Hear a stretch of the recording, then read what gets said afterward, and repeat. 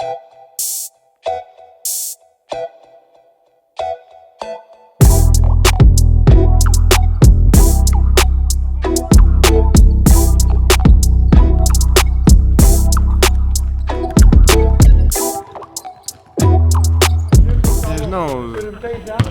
sezono metu treniruotėse gerai dirbam, tik reikia tą pernešti į aikštelę varžybose.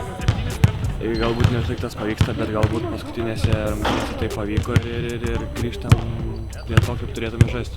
Edmundas tikrai noriai dirba per treniruotės, stengiasi kuo greičiau išmokti tos derinius, gynybos sistemas, viską.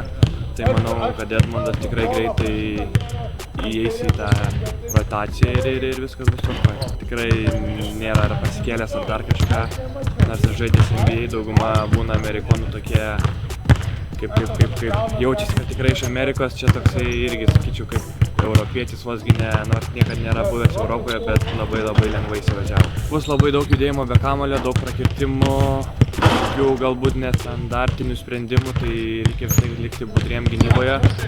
Ir jeigu sustabdysim šitą, manau, viskas bus gerai. Svarbiausia primest savo žaidimo stilių ir kad jie žaistų mūsų stilių, ne mes jų ir viskas bus gerai. Sakau, reikia išlikti budriem gynyboje, daug pakirtimų, daug visokių judėjimo be kamulio, užtvarų nuo kamulio. Tai jeigu, sakau, sutvarkysim šitą, išliksim budri, viskas bus gerai. Be abejo, Timanas vienas pagrindinių, bet visko negalime dėti ant jo.